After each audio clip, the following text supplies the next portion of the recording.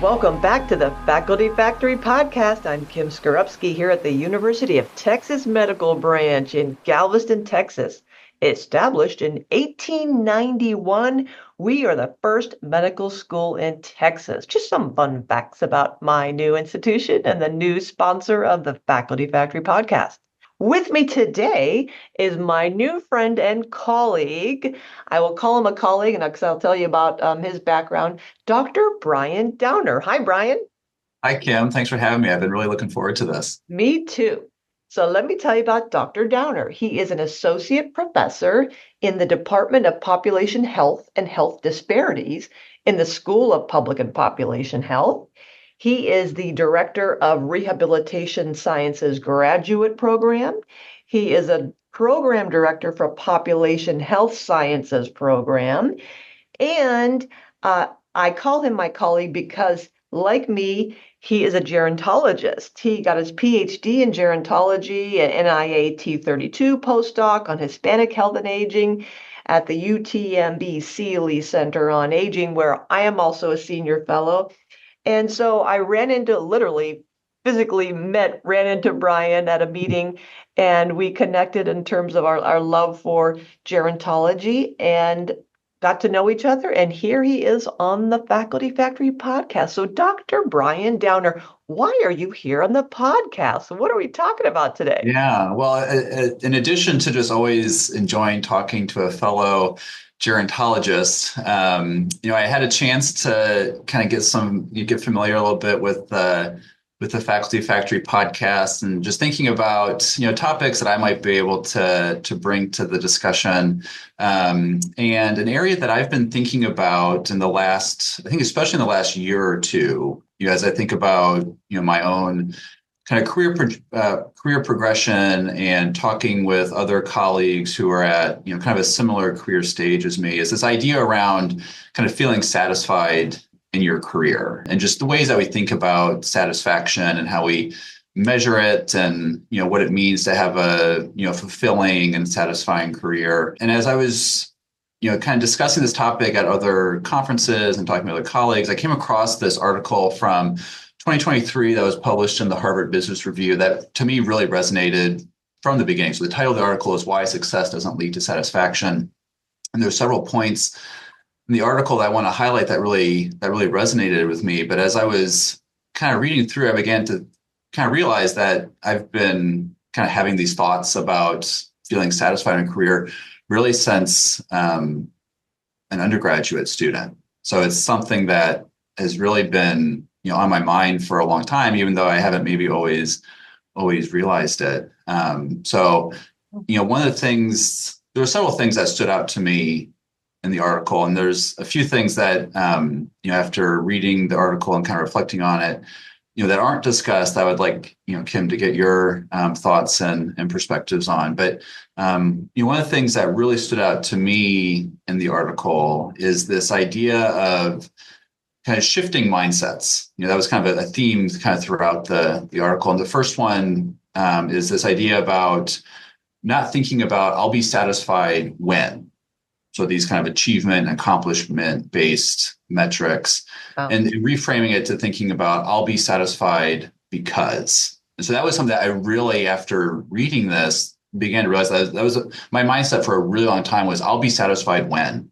Right. Even in undergrad, I remember thinking I was so stressed about exams and grades. And I remember thinking I'll be so happy and satisfied when I get into graduate school and I can start my PhD program. And then, I achieved that goal. I moved to Lexington. I started at the University of Kentucky. And that sense of satisfaction was extremely short-lived because then new stresses kind of came into play. And it was thinking about I'll be satisfied when I, pass qualifying exams. I'll be satisfied when I can, pass my dissertation qualifying, defense. And that kind of mindset really, lasted really through, my postdoc. And again, it was, I'll be satisfied when I start a postdoc. I'll be satisfied when I get my first grant. So it's constantly kind of moving this metric of bar of success further and further down the road. And once I would achieve that goal, it would kind of just restart again. There would be something else that would kind of come up. So that idea of shifting to I'll be satisfied because, and thinking about what are the types of things that I'll be doing that'll bring me satisfaction. And so in the article, it talks about, feeling satisfaction with the types of work that you get to do, kind of recognizing that, a lot of us in academia, we're very privileged to have these types of positions. So that really helped me kind of shift my mindset. And even this past year, as I think about some of the projects that I was involved in, really appreciating the people that I was able to work with, and enjoying the process of doing the project. And obviously, completing the project was satisfying, but I was also thinking about just developing new relationships and things that was really satisfying. So that was something that really stood out to me in the article. The other thing that I really took away was shifting from comparison to compassion. So this idea of social comparisons, I feel like I'm a competitive person. I grew up playing sports, and I learned from an early age that, especially in sports, that there's always going to be people who are more athletic, are better. And so that helped me kind of get comfortable a little bit with colleagues who are maybe achieving things before I am, or they get a publication in a high impact journal that I've yet to publish in.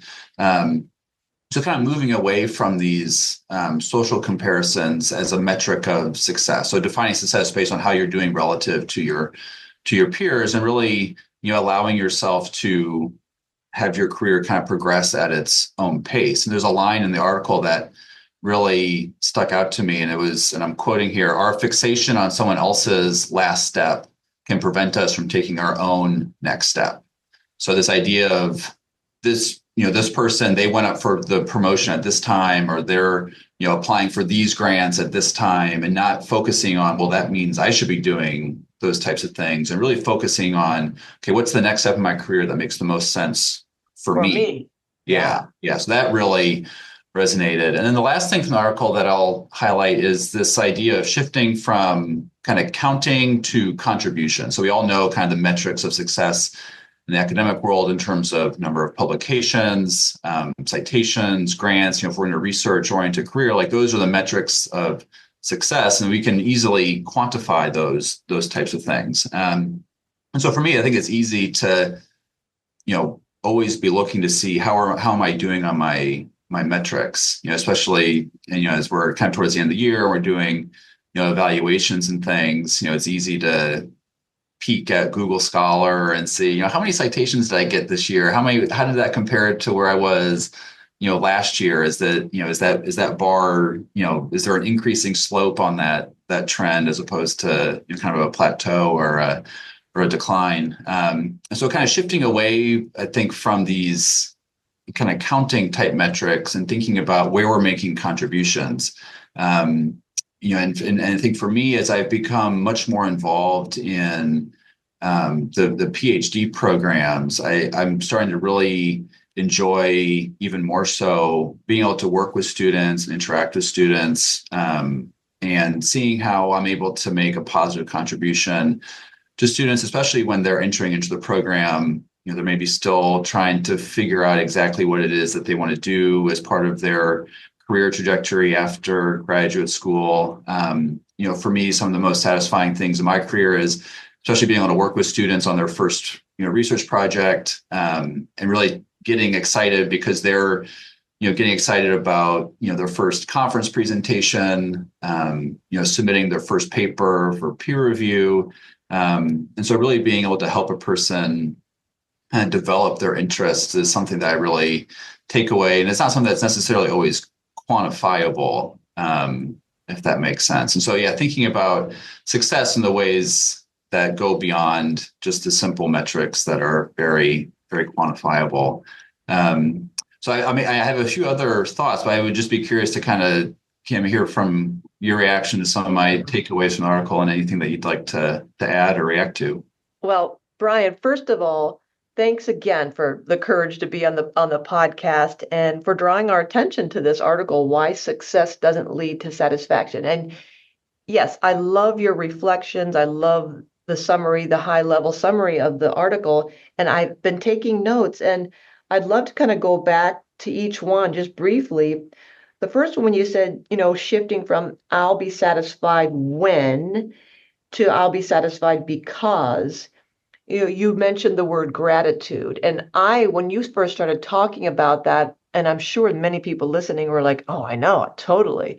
It's always though the next mile marker of if I get that or when I get that, then I'll be happy. And I was thinking, then I'll be happy, then I'll be done. And my word was contentment. And Mm. I've often wondered, like, why can't I just be content with where I am? And so when you started talking about that, shifting from satisfied when to satisfied because, it really took me back to when I was at Hopkins and always feeling like this sense of like, isn't there something more? Isn't there something Mhm. else?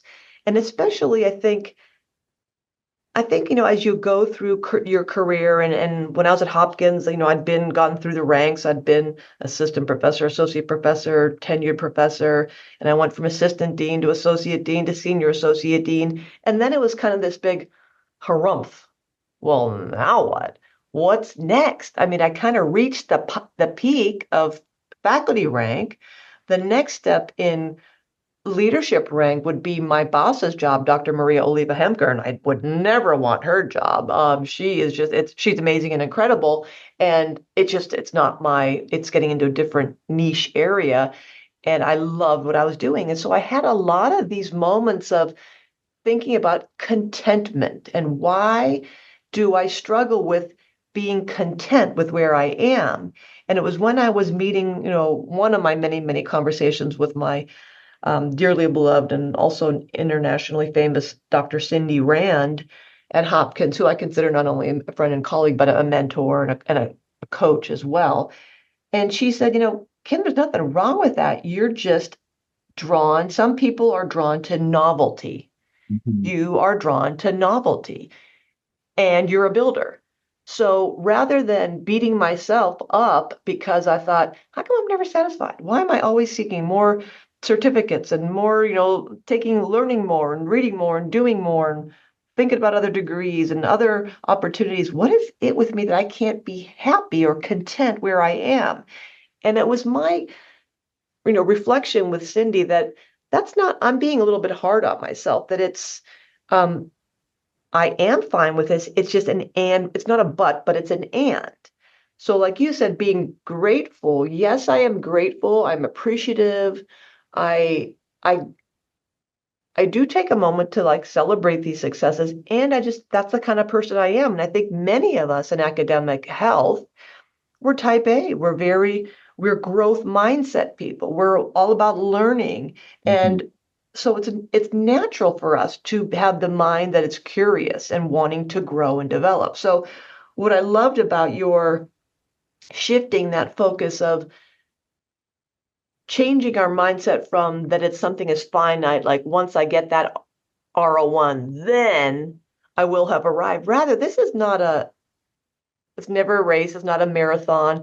It's not even a marathon because there's no end to it. And as you pointed Mhm. out, Brian, there's always something next. Well, then the next R1. Well, then my mentees R03, R21, and R01. It's my learners going to their first conference. So there's always something next, some next challenge for us. So it's almost a normal way of shifting perspective. So I really appreciate your drawing attention to that, not when, but because this is just who Mhm. I am and my chosen why I was put on this earth. This is why I'm here. So I'll stop yammering there, but yeah. Yeah.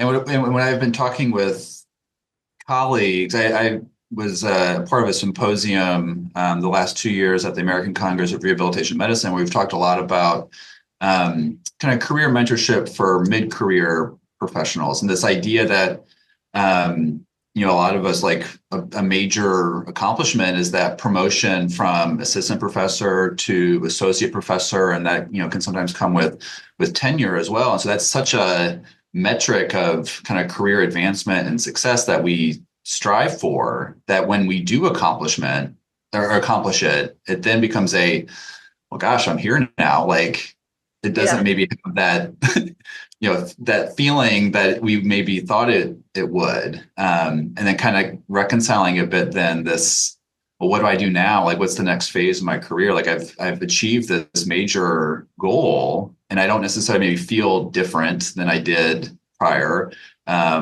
It's a short-lived sense of accomplishment because then the realities of new responsibilities Right. and maybe different expectations around roles and responsibilities. So it's how to kind of move on and continue to see what the next phase of your career is. That's what I feel like I've been talking a lot about with my peers and colleagues as we're advancing in our careers, kind of thinking about what the next phases are. Yeah. Yeah, I mean, I just think it's such an interesting topic, Brian, that it's this paradox of yearning for success and achievement and achieving those milestones, and then almost kind of beating ourselves up for once we get there that it's not enough for us, but also again not realizing that is life. Think about when you're a little kid and like you got the toy you always wanted. Oh, when I get that toy, then I'm going to be happy when I get it for Christmas or Hanukkah or Kwanzaa or my birthday. And then you get it and you're like, eh. Or the big looking forward to the big wedding day, and then the celebration's over and you're like, eh. Or you get the degree and you get the diploma, woo, and then ooh, that's just kind of the human condition, right? That we think, some magical thinking that something's going to change us profoundly, and it's not. That that's normal, and to a subtle shift in vision and perspective of these feelings I have. This is normal to feel like something huge is going to happen, and then it's also normal to have a little bit of a kind of a drop Mhm. in. Boy, that's kind of not as exciting as I thought it was. That's also very normal. And then it's also normal to say, okay, what's the next mountain I can tackle, and what's the Yeah. next goal? That's just Yeah. part of our condition as well.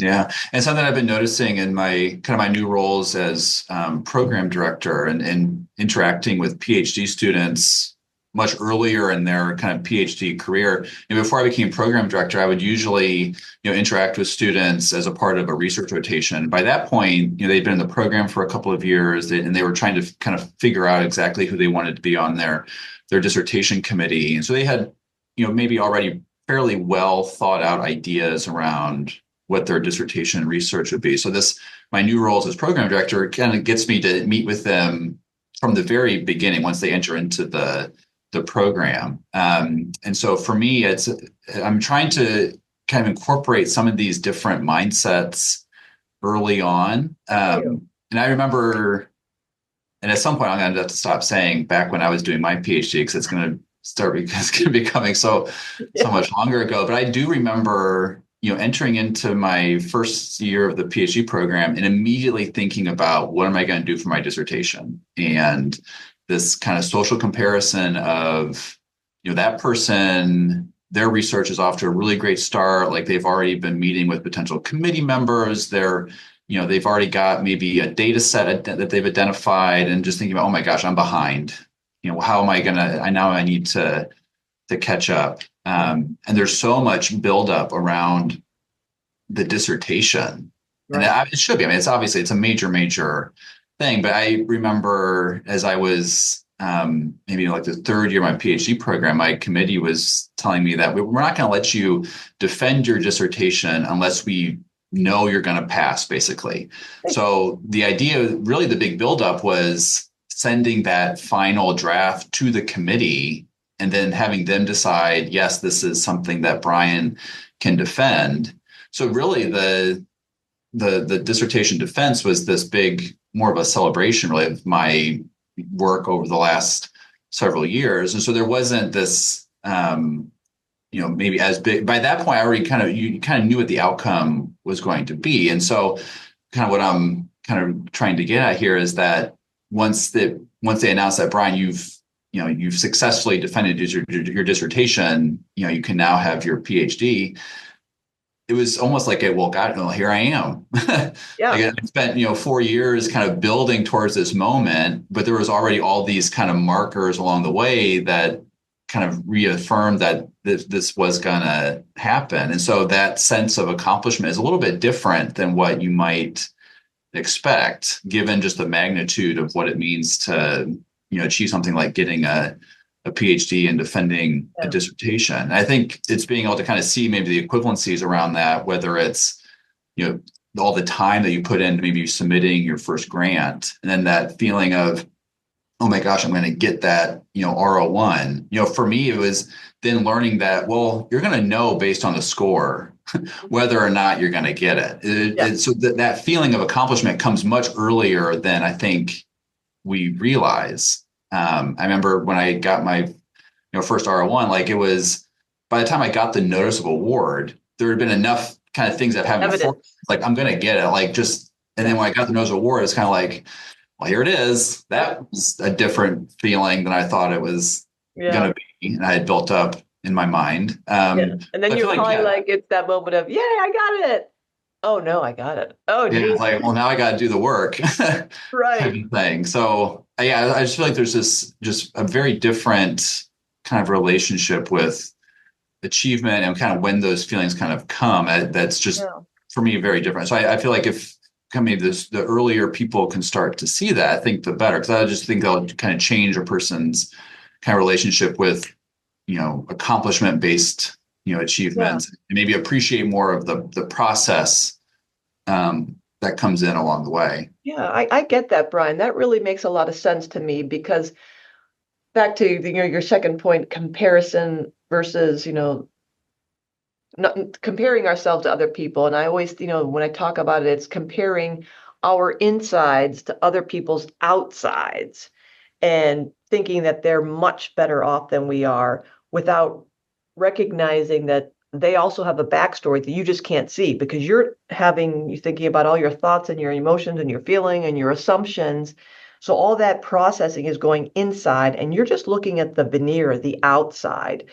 You don't see the anti-CV. You don't see Mhm. the failures and the rejections of the papers and the grants, and you don't see the backstory, what's happening in people's personal lives or the struggles they've had. And trust me, everybody has a story.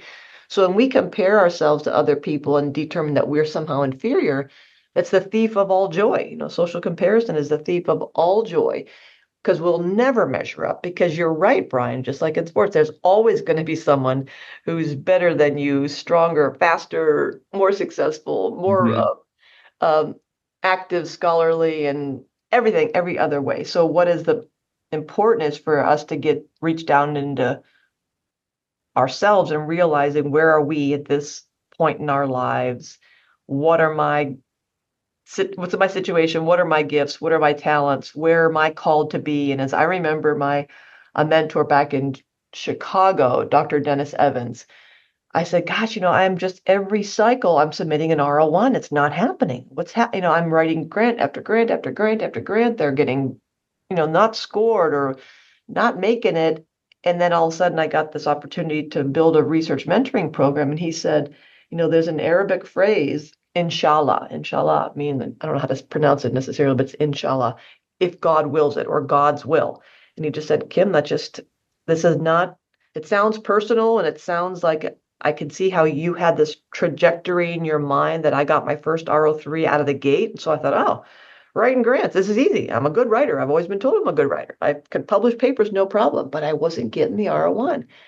And then when he said that to me, and then right when he said, that's just not your destiny. And then I got this opportunity. I'm like, oh, that's what it is. It's not, it feels personal, but maybe it isn't. So I think what you're saying, Brian, is also it's kind of helping me reflect on that time that everything will happen for a purpose in time, including, as you're saying, the process. If you follow the process, you're doing what is organic to you, what that feels right to you. You're surrounding yourself with smart people in the right programs. You're seeking counsel and you're taking feedback. It's going to happen or it won't happen. And if it won't, it's going to be because something else is going to happen. So Mhm. trusting the process, trusting the machine, if you will. I mean, that kind of sounds a little hokey or woo-woo, but I get that whole thing of just don't compare yourself to others because there's no way that will ever lead to anything. Because then almost kind of like the guideposts or the metrics, you're going to then maybe by whatever metrics surpass that other person. And guess what? Who's around the corner? Another person with a different Yeah. thing that you're not going to feel like you don't compare well to. Yeah.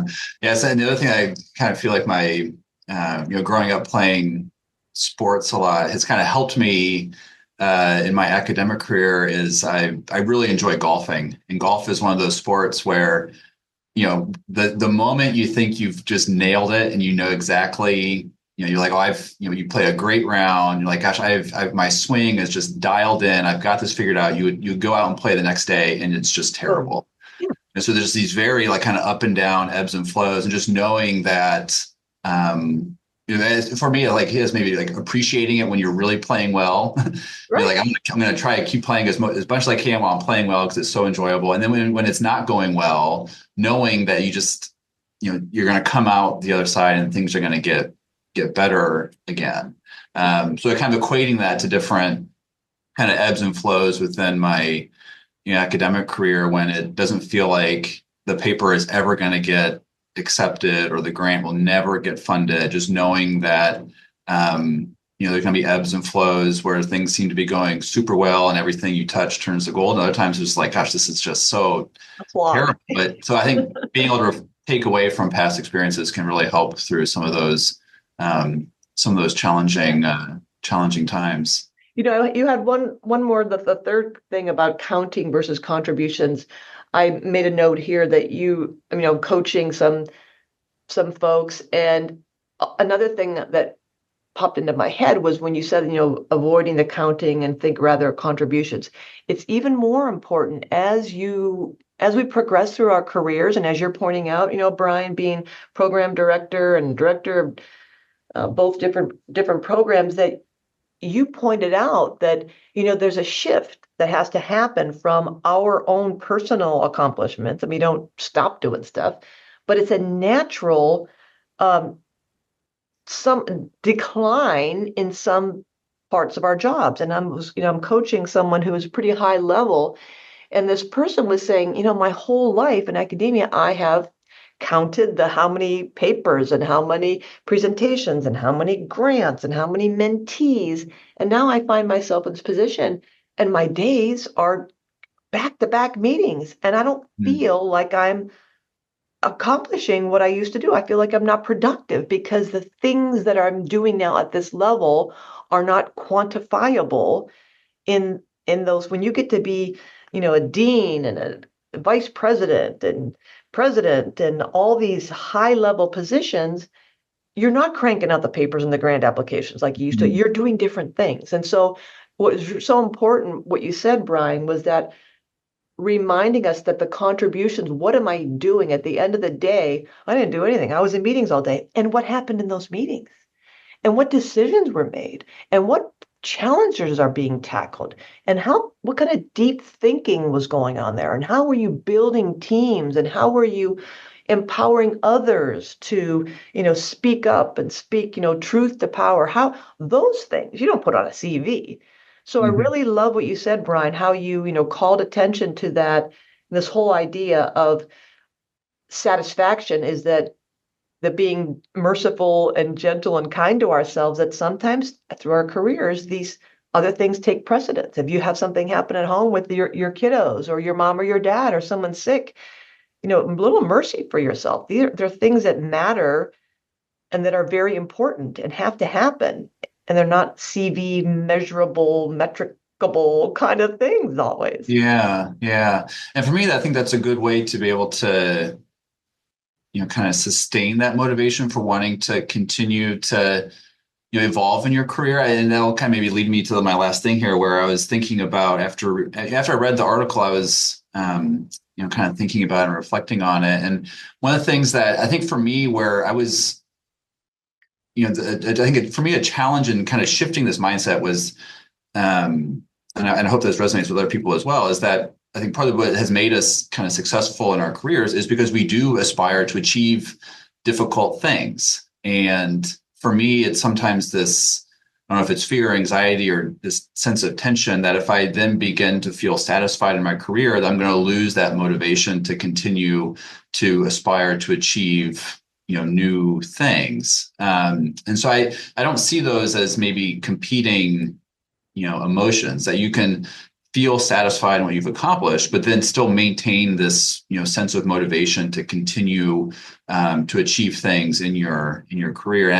And when you were talking about kind of how your career evolves, I think for me that's a major way that I've been able that I myself and others could kind of continue to sustain motivation. So when I first as a postdoc and then a new assistant professor, like for me, it was all about my research. And I was really aspiring to these, career metrics for a, successful, career in research. And so with that came the, submitting publications and, kind of developing a national reputation around my research and getting grant funding. And as I was able to achieve those things, I was able to kind of shift my motivation for why I wanted to continue getting grants and things. And I was fortunate to have really positive experiences as a mentee, especially as a postdoc.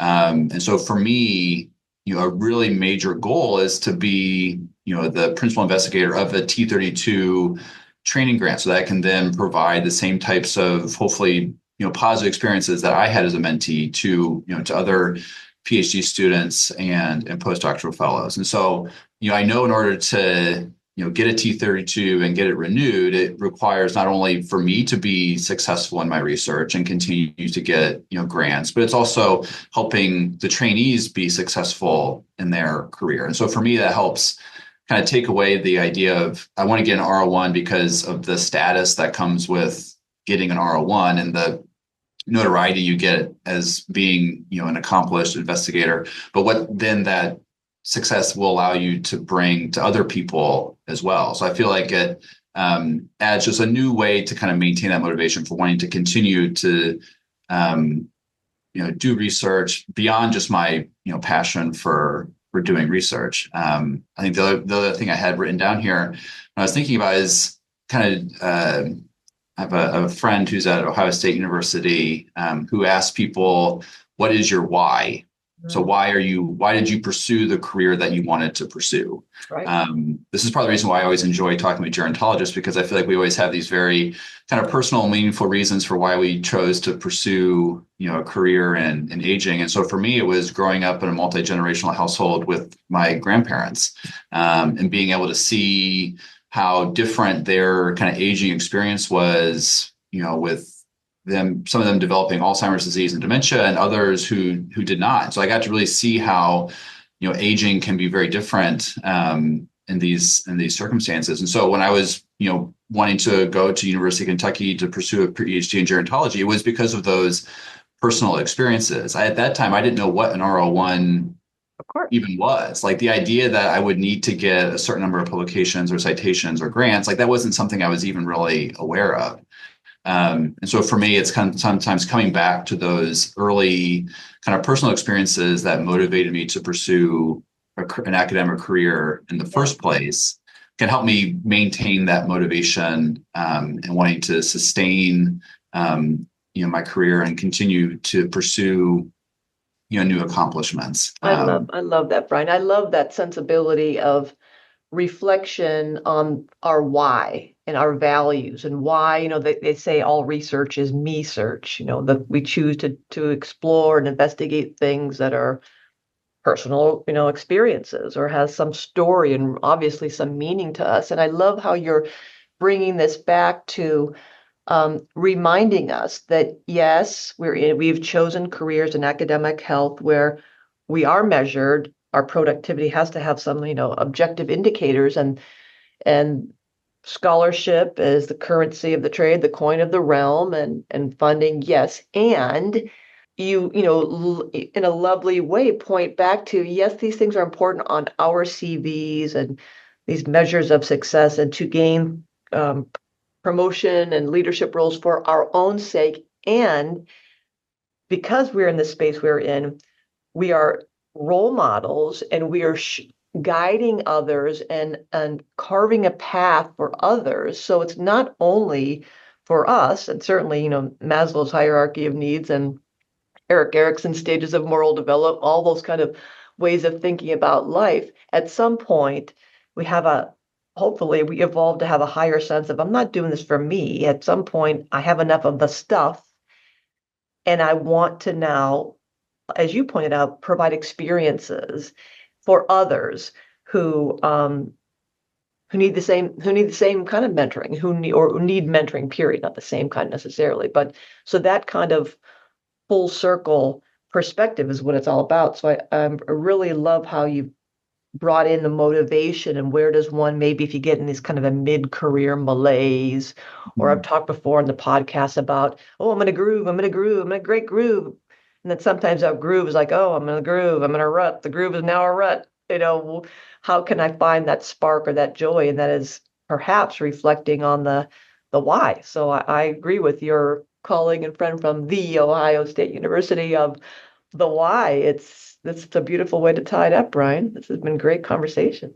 Yeah, thanks so much. I really appreciate the opportunity to talk about this. It's obviously something I've been thinking about and kind of reflecting on. And I know there's others who do a lot of scholarship in this area, and so it's been enjoyable to read a lot of the literature and see some of the so I'm a big data person. I'm a quantitative researcher, so actually being able to kind of tie my own kind of personal experiences with some of the work that other people are doing, and they have data to kind of like, yeah, I can see myself in that data. So it's been fun. Fantastic. Well, folks, this has been Dr. Brian Downer. You see why he is awesome, why he's in the podcast. We're going to get him back because he has two other important topics that I'm trying to get him to come back for. So I'm sure we're going to have Dr. Downer as a frequent flyer here on the Faculty Factory podcast. And you too can be in the podcast. Just go to facultyfactory.org, check it out. We've got the YouTube channel. We've got the 3 free downloadable ebooks. Share with your colleagues and your trainees. Brian, thank you so much for being on the podcast. I appreciate you, and I'm going to see you again. Yeah, it was my pleasure. I'm really looking forward to coming back. Talk to you next time on the podcast. Hi, Faculty Factory friends. It's Kim Skorupski here. Just a quick commercial for our upcoming Faculty Leadership Collaborative Mid-Career Bootcamp. We're hot off the 3-day Faculty Leadership Collaborative Early Career Bootcamp, where we had about 72 assistant professors from around the country and the world. Speakers included Drs. Susan Chubinskaya, Nutan Vaidya, Valerie Williams, Bob Tillman, Karma Fouché, Rachel Levine, Hannah Lundberg, Jennifer Haythornthwaite, Susan Matulevicius, Sonali Kandawal, and Kathleen Gamilla Crudo, Josh Polanski, and me. It was so awesome. Well, the 3-day mid-career bootcamp for associate professors is April 9th to 11th, 2025, 2 to 5 p.m. Central Standard Time, all via Zoom. The topics for the mid-career bootcamp will include Leadership Presence and Self-Management by Joe Losi at Pitt, Communicating with Emotional Intelligence with Alice Fornari from Hofstra, Leading Organizational Change with Susan Chubinskaya right here at University of Texas Medical Branch, Conflict Management and Mediation with Dave Usum from Hopkins, Strategic Thinking, Planning, and Negotiating with Rejma Jagzi from Emory, Building and Managing Teams and Projects with Wendy Bennett from Hopkins and Darpan Patel from the University of Texas Medical Branch, Finances and Funds Flow with Vin Pellegrini from Dartmouth, and Creating a Leadership Future, Preparing for Transitions with Archana Chatterjee from Rosalind Franklin. We're also going to have a panel of recently promoted professors who will share their journeys. You'll get 9 contact hours of CME, CNE, and CLS continuing education credits. You've got a curated resource guide, lots of networking opportunities. We have a half hour before, half hour after each day's events for just more community building and networking and Q&A. So go to the facultyfactory.org website. That's facultyfactory.org website. You'll find the link right there on the first page to sign up and share it with your colleagues and friends. Thanks for tuning in to the Faculty Factory podcast. We are a faculty development community sharing tools to build academic leaders in healthcare. Maybe you want to be interviewed on the podcast? Please visit facultyfactory.org/contact and send me a message there.